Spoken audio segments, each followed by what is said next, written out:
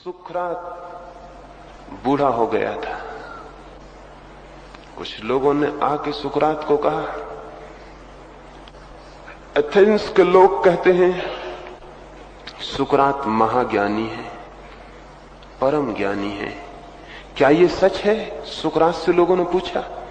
सुकरात ने कहा, जब मैं छोटा था और जब मुझे जीवन का कोई अनुभव नहीं था और जब मैंने जीवन को जाना नहीं था और जीवन से मैं परिचित न हुआ था, तब मुझे भी ये भ्रम था कि मैं जानता हूं। जब मैं छोटा था, बच्चा था, फिर मैं युवा हुआ, जीवन की बहुत ठोकरें मैंने खाई और जीवन के बहुत अंधेरे रास्तों पर मैं भटका, तब धीरे धीरे मुझे पता चला कि मैं कितना कम जानता हूं। लेकिन तब भी मुझे ये ख्याल बना रहा कि थोड़ा बहुत मैं जानता हूं। फिर मैं बूढ़ा हुआ और अनुभव की वर्षा मेरे ऊपर हुई और नए नए अनजान अपरिचित तथ्य मेरी आंखों में उभरे और धीरे धीरे मेरे ज्ञान का भवन गिरता गया। अब जबकि मैं मरने के करीब पहुंच गया हूं, मैं अत्यंत स्पष्ट रूप से कह देना चाहता हूं, मुझसे बड़ा अज्ञानी शायद ही कोई हो। मैं कुछ भी नहीं जानता। और जाओ एथेंस के मेरे लोगों को कह देना कि वो ये भूल भरी बातें किसी को ना बताएं।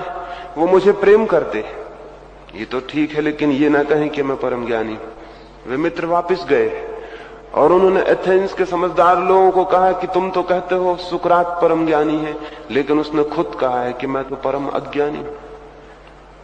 और उसने कहा है कि जाओ और उनसे कह देना ऐसी झूठ बात वो ना कहें। तो वे वृद्धजन हंसने लगे एथेंस के और उन्होंने कहा, जो अपने को परम अज्ञानी कहता है उसी के लिए तो परम ज्ञान के द्वार खुल जाते हैं। इसीलिए तो हम कहते हैं कि सुकरात परम ज्ञानी है। जो इस तथ्य को जानने में समर्थ हो गया है कि मैं कुछ भी नहीं जानता, उसका हृदय एकदम सरल और शांत हो जाता है। उसके हृदय की सारी जटिलता विलीन हो जाती, उसका अहंकार शून्य हो जाता है, वो मिट जाता है एक अर्थों में। उसके मन में तब कोई ख्याल और विचार नहीं रह जाते, तब कोई सिद्धांत और शास्त्र नहीं रह जाते, तब उसके भीतर कोई दावा नहीं रह जाता कि मैं जो कहता हूं वही सही है और दूसरे जो कहते हैं वो गलत है।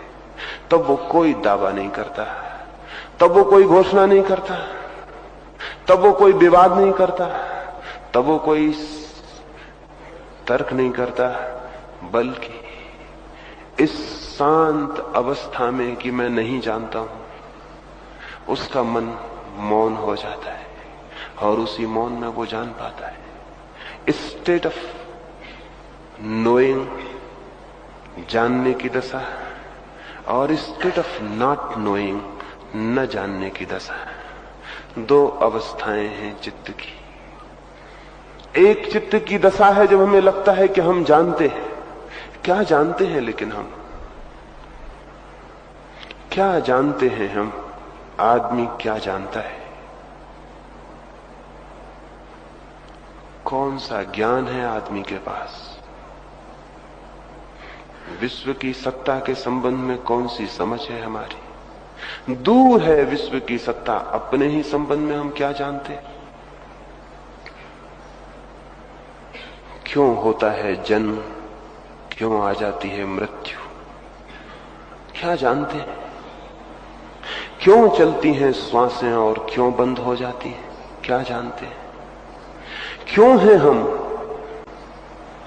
जो घर के द्वार पर पौधा लगा है, वृक्ष लगा है, वो भी क्यों है? आकाश में जो बादल उठते हैं, वर्षा करते हैं, सूरज उगता है, डूबता है, रात आती, दिन आते, क्यों है ये सब? क्या जानते हैं? क्या है हमारा जानना इस सारे विश्व के प्रति, इस विराट के प्रति? लेकिन अपने संबंध में भी जो मनुष्य कुछ नहीं जानता, वो भी ये ख्याल करता है कि मैं ईश्वर के संबंध में जानता हूं। अपने संबंध में भी जिसे कोई पता नहीं, वो भी ये दावा करता है कि मोक्ष के संबंध में मैं जानता हूं, स्वर्ग और नरक के संबंध में जानता हूं। और न केवल ये दावा करता है कि मैं जानता हूं, बल्कि ये भी दावा करता है कि दूसरे जो जानते हैं वो गलत है, जो मैं जानता हूं वही सही है। न केवल दावा करता है बल्कि तलवारें निकाल के निर्णय भी करता है कि अगर हिंदू और मुसलमान, ईसाई और जैन, सिख और पारसी क्या करते रहे, न केवल हम सही हैं बल्कि अगर कोई और कहता है कि तुम और भिन्न बात कहता है तो वो गलत है। न केवल वो गलत है बल्कि इसका निपटारा हत्या से करने की कोशिश भी हम करते हैं। अद्भुत है हमारा ज्ञान, कहना चाहिए अद्भुत है हमारा अज्ञान। जीवन के बाबत कुछ भी ज्ञात नहीं है, लेकिन उस अज्ञात सत्य के संबंध में भी हम कल्पनाएं कर लेते हैं और कल्पनाओं पर लड़ते हैं, अनुमान कर लेते हैं, अनुमानों पर लड़ते हैं, हत्याएं करते हैं। सिद्धांतों और शास्त्रों के नाम पर कितने मनुष्यों की हत्या हुई है, कोई हिसाब है? धर्मों के नाम पर कितना खून हुआ है, कोई गणना है? मंदिरों मस्जिदों के नाम पर कितनी आग जनी हुई है, कोई हिसाब है? किसने की है ये जानने वाला आदमी जिसको ये भ्रम है कि मैं जानता हूं, जिसे ये ख्याल है कि मैं जो जानता हूं वो सत्य है। खुद के प्राणों का कोई पता नहीं और हम दूर के सत्यों के निर्णायक बन जाते हैं। ये जो जानने का भ्रम है, जब तक न छूट जाए तब तक जानने के द्वार खुलते ही नहीं। ज्ञान के द्वार केवल उसी के लिए खुलते हैं जो उस द्वार पर बिल्कुल अज्ञानी की भांति खड़ा हो जाता है और जो कहता है मैं तो कुछ भी नहीं जानता हूं, मुझे तो कुछ भी पता नहीं है, मुझे तो जीवन के आबासा का भी कोई अनुभव नहीं, मैं तो निपट न जानने वाला हूं। कभी आपने सोचा, कभी आपको यह ख्याल आया है कि आप कुछ भी नहीं जानते? अगर आया है ख्याल तो आपके जीवन में धर्म की शुरुआत की संभावना है। और अगर आपको ये ख्याल है कि मैं जानता हूं तो आपके द्वार बंद हो गए, आपकी भूमि तैयार नहीं है। और जानते क्या है सिवाय शब्दों के, और क्या जानते? अगर गीता पढ़ ली है, अगर कुरान पढ़ लिया या बाइबल पढ़ ली है या और शास्त्र पढ़ लिए हैं जो कि ढेर सारे हैं जमीन पर, जिनकी कोई कमी नहीं है। प्रति सप्ताह कोई 5000 ग्रंथ नए छप जाते हैं सारी जमीन पर।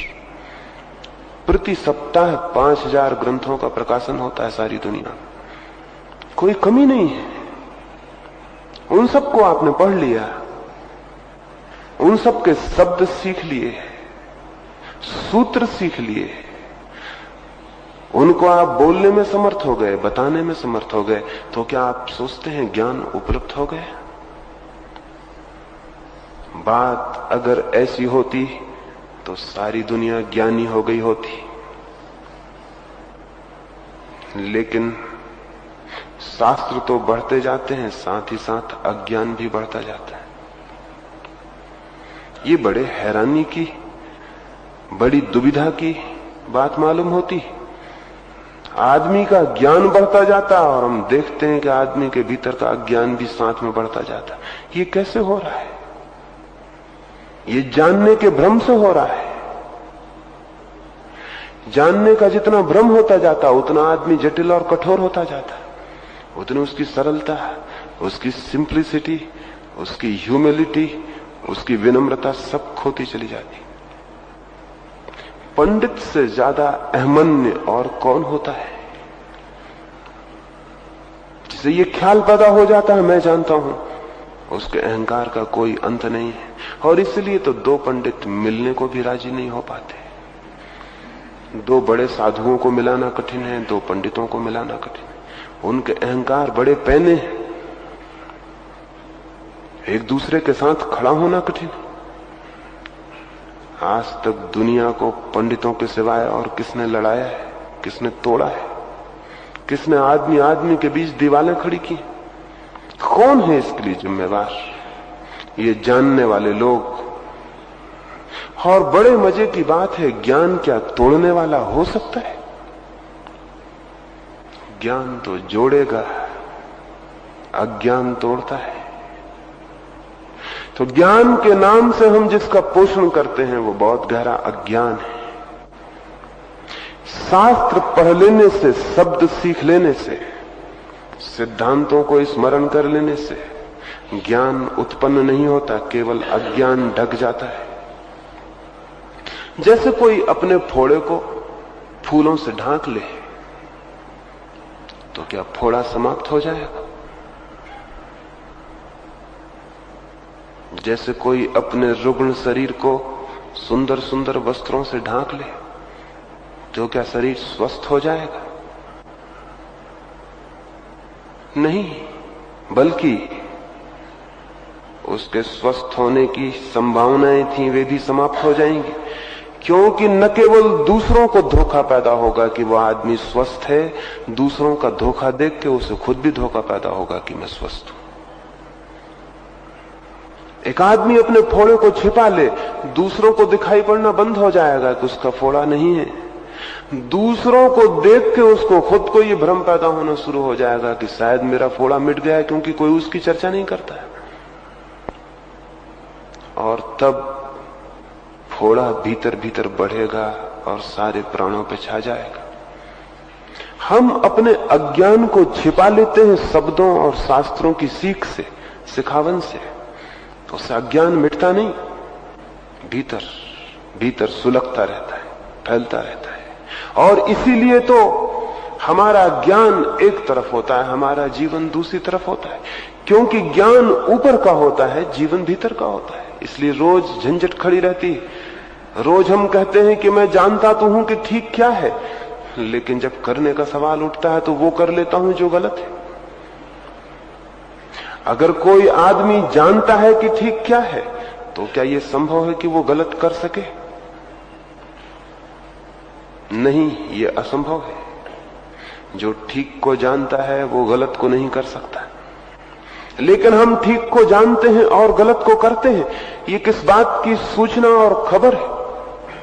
ये इस बात की सूचना है कि हमारा जानना धोखे का है, झूठा है, शब्दों का है, सत्य का नहीं है। शब्दों को जान लेना बहुत आसान है। किताब पढ़नी कोई कठिन बात है? किताब को याद कर लेना कोई कठिन बात है? स्मृति को भर लेना कोई कठिन बात है? छोटे छोटे बच्चे सारी दुनिया में क्या कर रहे हैं, स्कूलों में क्या हो रहा है, बातें सिखाई जा रही। एक बच्चा गणित की बातें याद कर लेता है, एक बच्चा भूगोल याद कर लेता है, एक दूसरा बच्चा गीता याद कर लेता है। इन तीनों में कोई फर्क है? लेकिन भूगोल को जानने वाले को हम पैर नहीं छूते और न उसे ज्ञानी कहते हैं। हम जानते हैं कि ये थोड़ी सी इंफॉर्मेशन इसने सीख ली भूगोल की, इसने इतिहास थोड़ा सा पढ़ लिया तो ठीक है। लेकिन वही बच्चा गीता याद कर ले तो ज्ञानी हो जाता है। और गीता याद करने में और इतिहास याद करने में कोई फर्क है? कोई भेद है? कोई अंतर है? कोई भी अंतर नहीं है। जो स्मृति इतिहास याद करती है वही स्मृति गीता याद कर लेती। लेकिन इतिहास वाले को हम ज्ञानी नहीं कहते, तो गीता जानने वाले को ज्ञानी कैसे कहने लगे? इतिहास भी एक किताब है, और गीता भी, और कुरान भी, और बाइबल भी। किताबें पढ़ लेने से ज्ञान उत्पन्न नहीं होता, केवल स्मृति परिपक्व होती है। स्मृति में कुछ बातें बैठ जाती हैं। स्मृति बिल्कुल यांत्रिक है, मैकेनिकल है, उसमें कुछ भी डाल दो। अभी ये टेप रिकॉर्ड कर रहे हैं, मैं बोल रहा हूं तो टेप कर रहे हैं। मैं अगर यहां भजन गाऊं तो भजन टेप हो जाएगा, गालियां दूं तो गालियां टेप हो जाएंगी, अच्छी बातें कहूं तो वो टेप हो जाएंगी, बुरी बातें कहूं तो वो टेप हो जाएंगी। टेप एक मशीन है, उसे इससे कोई फर्क नहीं कि मैं क्या कहता हूं, उसका काम है वो रिकॉर्ड कर लेगा। आदमी की स्मृति एक यंत्र है। आप इतिहास पढ़ें तो इतिहास याद हो जाएगा, गीता पढ़ें गीता याद हो जाएगी, भजन पढ़ें भजन